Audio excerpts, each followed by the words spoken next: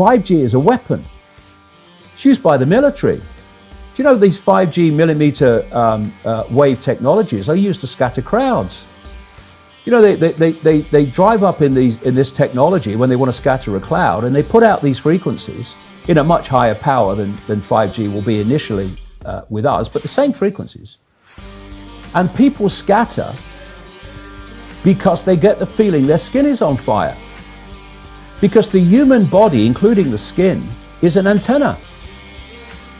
It interacts with frequencies and it receives and transmits information. At the cutting edge of understanding of DNA, scientists know that DNA is a receiver-transmitter of information. And so we are electromagnetic, electrical organisms, transmitters and receivers of information. When our electromagnetic fields are in balance and harmony, we have health. We have psychological health and we have physical health.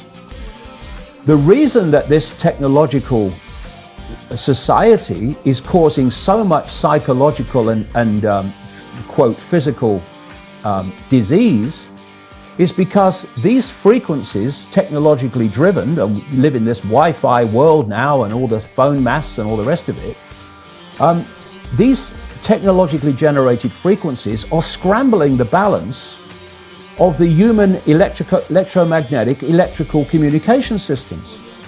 And if you scramble them, you create a state of disharmony, dis-ease, which plays through to physical and mental, emotional, psychological dis-ease. And there's another point to this. The brain processes information electrically.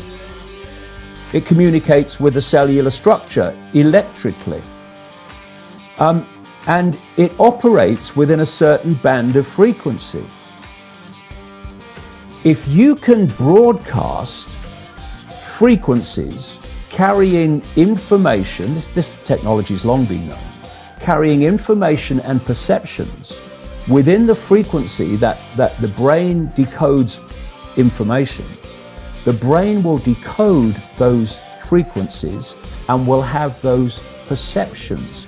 You can externally, even without connection to AI, although that's the piece de la resistance, if you like, that's the kind of holy grail. But even before that, you can influence people's perceptions externally by broadcasting these frequencies that we interact with, because we are antenna. Okay. Now, some decades ago, there was a guy who worked out the frequencies of different emotional states. This is long ago. I mean, it's very, very sophisticated now. So every thought, every emotional response is a frequency. It generates a frequency, and it is of itself a frequency. Hate is a frequency, and it's different to love. You know, when you are in a room and there's lots of aggression and conflict and hatred, you feel it. What do people say? Oh God, you can cut the atmosphere with a knife in there. That is because the frequencies of hate and conflict have been so generated, they have changed the electromagnetic field of the room. Okay, so 5G is going to be weaponized against us potentially. Yeah, but the point being that they worked out the frequencies of various emotions, including rage and what have you. And basically, they can play across a community these frequencies without anyone knowing, and it starts to have an effect, and it starts to build rage, it starts to build anger, and people might not realize why they're feeling it, but they start to feel it. And then what they do is they trigger that with an event, maybe some guy is attacked by the police or something, or somebody's arrested for something they didn't commit, and now there's the trigger. The blue touch paper has been lit of this manufactured frequency-driven rage, and you have mass riots and what have you, and people do things that they wouldn't normally do. And you can make people depressed. You know, the American military, they've admitted this. They have technology that fires frequencies at the enemy that basically breaks the enemy's spirit, so they give up and put their weapons down. This is the technology we're dealing with. Now you take that into account and then you think of 5G. First of all, 5G doesn't travel well because of the nature of its frequency. So instead of big towers, as we have now, broadcasting these frequencies long distances, it won't do that. And it doesn't go through solid objects, what we call solid objects, very well either. So to overcome that, there are going to be boxes broadcasting 5G, this weapon, down every street, all over the world. You're talking phenomenal numbers of these boxes, broadcasting like on the lamp standard outside your children's bedroom and stuff, broadcasting this stuff. There's no way you'll be able to go where you won't be in a field of 5G.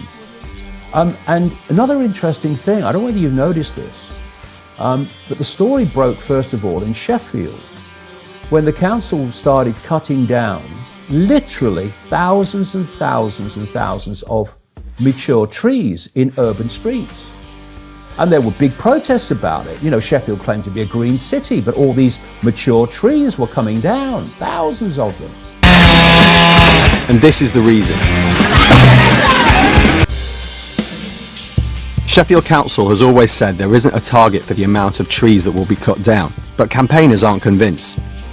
Now, the worst nightmare, I'm not saying cause and effect, but I'm saying think on it. The worst nightmare of 5G in a street is mature trees, because it can't get through them. They don't want urban trees for 5G because it won't go through solid objects very well at all, and it doesn't travel far. So we're going to have this explosion of 5G transmitters, and then, going back to what I said earlier, and they've admitted this too, there's going to be like 20,000 satellites up there beaming 5G at the Earth.